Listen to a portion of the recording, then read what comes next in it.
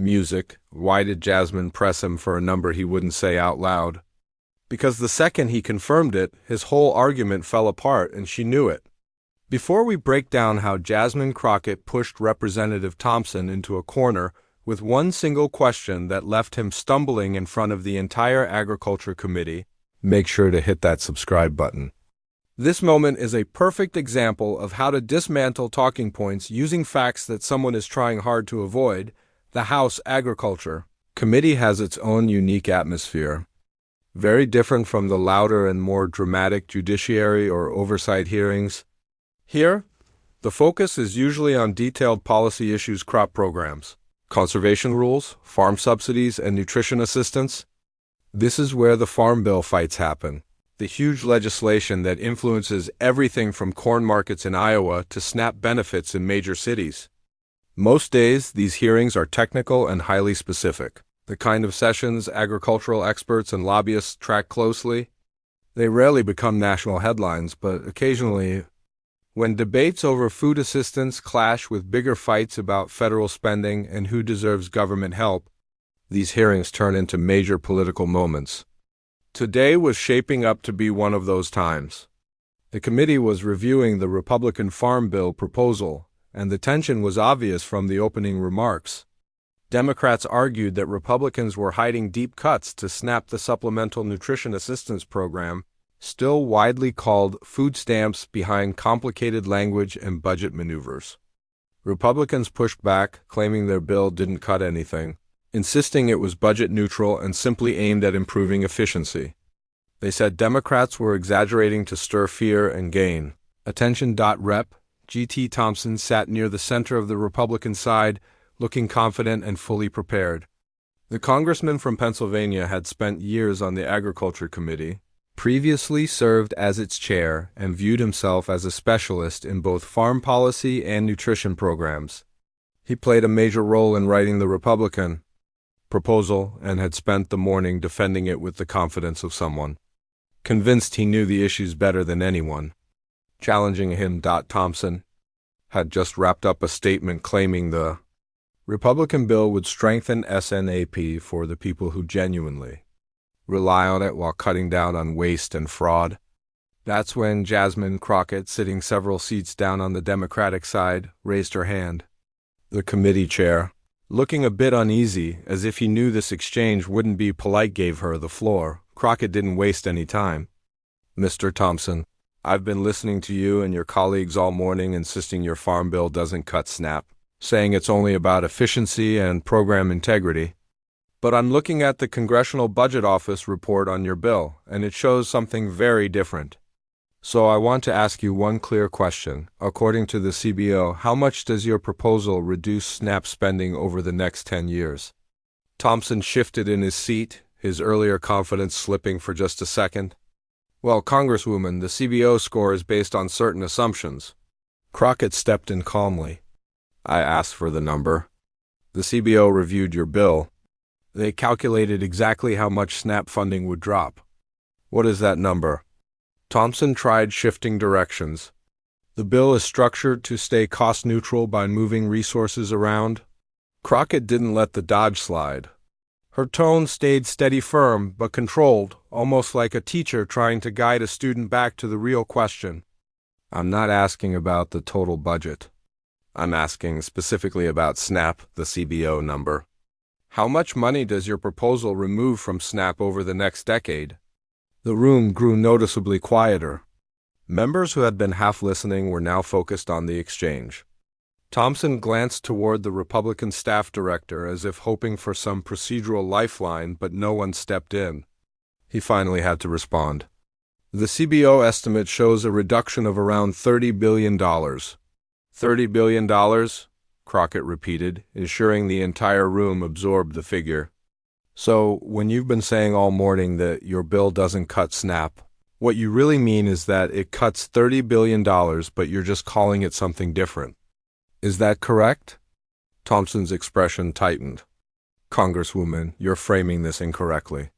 We aren't cutting benefits for people who legitimately qualify. You're removing $30 billion from the program, Crockett replied plainly. That's not a framing issue. That's simple arithmetic. The CBO says your bill reduces SNAP spending by $30 billion over 10 years. That is a cut. You can use words like eligibility and efficiency, but the reality is still $30 billion less meant to help people buy food. Why can't you just say that clearly? Thompson tried steering the conversation back to familiar talking points about work rules and requirements for certain adults, but Crockett didn't let him regain control. Mr. Thompson, let me ask you something else. You represent Pennsylvania's 15th district, correct? Thompson nodded, already looking uneasy. A rural district. Many small communities, plenty of areas with economic challenges. She continued, what percentage of people in your district rely on SNAP? Do you know? Thompson paused. I'd need to check the exact data. I'll help you, Crockett said, holding up her tablet. According to USDA numbers, about 14% of your district uses SNAP. That's above the national average. In fact, rural regions like yours often have higher SNAP enrollment than many large cities. So when you cut $30 billion from SNAP, you're cutting a program that provides essential help to a large portion of your own constituents. Does that sound like good representation to you? Crockett asked. The Democrats on the committee looked energized now, while the Republicans shifted uncomfortably. Thompson was clearly struggling to come up with an answer that didn't make it seem like he was opposing support. For his own voters, our bill includes measures that support rural communities, he tried. Your bill cuts $30 billion from SNAP, Crockett repeated, refusing to let him drift into unrelated talking points. I'm not asking about other sections of the bill. I'm asking about the impact of taking food assistance away when your own district depends on that program more than most. How do you explain that to the people back home who will lose access to the help they rely on? Thompson attempted another familiar argument one Republicans often used when cornered on social program cuts. Congresswoman, I appreciate your concern about fiscal responsibility. Maybe you can explain how Democrats plan to deal with the national debt that programs like SNAP contribute to. It was a trap meant to frame Crockett and her party as careless spenders. But Crockett had been expecting this pivot, and she had come with facts ready to fire back. Oh, you wanted to talk about the national debt? She said, let's do that, Mr. Thompson. How much did the national debt grow during the Trump administration? Thompson froze. I don't have those numbers with me. Let me help you once more, Crockett said, her voice making it clear she had prepared for exactly this moment. The national debt grew by about $8 trillion under the Trump administration. $8 trillion. And you voted for the policies that drove most of that increase. You supported the tax cuts that heavily benefited corporations and the wealthy. You approved of spending increases that weren't paid for. You voted for all of that. So don't lecture me about fiscal discipline while you're trying to take food assistance away from working families in your own district so you can fund tax breaks for billionaires. Wave of murmurs spread through the room. Several Democrats nodded, clearly impressed. Republicans whispered urgently with staff members, and Thompson looked like he wished he could disappear. He tried to give a response about changing economic conditions and necessary investments, but the confident tone he had earlier was completely gone. Crockett wasn't done. Here's what I don't understand, Mr. Thompson, she continued. When we discuss tax cuts for the wealthy, fiscal responsibility isn't a concern. When we talk about increasing the defense budget, fiscal responsibility still isn't an issue. But when the subject is helping people, especially low-income people, especially people in rural communities your party claims to defend, suddenly we need cuts. Suddenly, $30 billion in food assistance is too expensive. Why is that? She asked. Thompson tried to insist the situations were different, that defense budgets and tax policies shouldn't be compared to nutrition programs, but he was no longer speaking with confidence. His sentences were scattered, his arguments incomplete. Crockett had fully taken control of the moment. She continued pressing him. Let me give you another number, Mr. Thompson. Do you know the annual cost of the SNAP program? Thompson gave a small shake of his head. clearly hesitant to give another guess after being corrected more than once. It's about $80 billion a year, Crockett said. That sounds like a huge amount, right? But that's less than 1% of the federal budget. 1% to feed roughly 40 million people, children, seniors, people with disabilities. And you're telling me we can't afford that? But somehow we could afford to increase the national debt by $8 trillion through tax cuts for people who were already doing just fine. She leaned forward, her tone now sharp and controlled, mixing moral clarity with policy precision. Here's the truth, Mr. Thompson. SNAP isn't some giveaway. It's not irresponsible spending. It's one of the most effective anti-poverty tools we have. It reduces hunger. It helps kids learn. It keeps families steady during hard economic times. And it actually helps local economies. Every dollar spent on SNAP produces about $1.50 in economic activity. So cutting $30 billion from this program isn't fiscal responsibility, it's economic ignorance. It harms your own voters and weakens the economies of rural communities you claim to represent. Thompson made one last attempt. Congresswoman, our bill simply makes sure that people who can work, do work. Your bill cuts $30 billion from food assistance, Crockett replied, her patience clearly wearing thin. Stop hiding behind talking points about work requirements. Just admit what the bill does. It removes food assistance from people who need help. $30 billion worth. That's real harm to children, to seniors, to vulnerable families, to the very people in your district.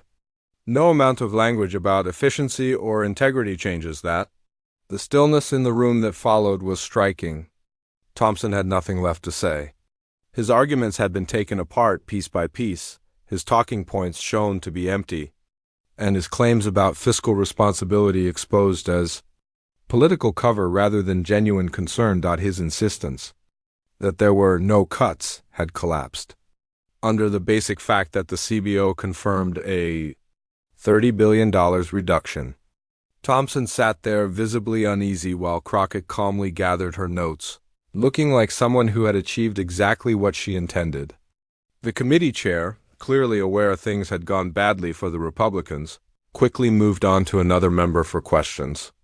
But the damage was already irreversible, the message. Republicans had been repeating all morning that their farm bill was reasonable, that it strengthened SNAP rather than cutting it. That Democrats were exaggerating had completely unraveled.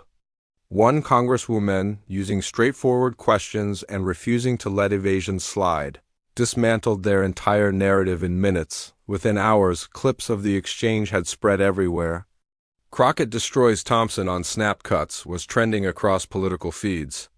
Anti-hunger groups shared the video with messages praising the accountability they wished they saw more often from Congress. Even a few conservative analysts admitted that Thompson had been completely outmatched. Later that day, Thompson's office released a statement insisting the interaction was taken out of context and accusing Crockett of misrepresenting the bill. But the statement couldn't escape the one core fact she had forced into the open. The CBO said the bill cut $30 billion from SNAP, and Thompson had confirmed it himself. Everything else was spin for Jasmine Crockett. The moment was another example of her straightforward oversight style. Arrive with solid facts. Ask clear questions, refuse to accept evasions, and push people to acknowledge truths they'd rather hide. She didn't have to yell or grandstand. She just had to understand the numbers better than the person defending the bill and stay committed to revealing what was actually in it. In a later interview, she was asked why she focused so intensely on that $30 billion figure. Her explanation captured exactly why the moment resonated. Because he was trying to convince people that cutting $30 billion from food assistance somehow wasn't cutting $30 billion from food assistance. He was counting on people not paying close attention. My job is to pay attention and to make sure the public sees what's really being proposed. A cut is a cut, no matter what name you give it, and people deserve to know that before Congress votes. If this breakdown of how Jasmine Crockett used simple math and steady questioning to corner a lawmaker who thought he could hide cuts behind technical wording. Helped you understand why preparation matters in political debates. Hit that like button and subscribe for more real accountability moments. Tell us in the comments whether you think politicians should be allowed to claim no cuts when the CBO clearly shows reductions. And share this with anyone who needs to see how the right questions can expose what powerful people try to conceal.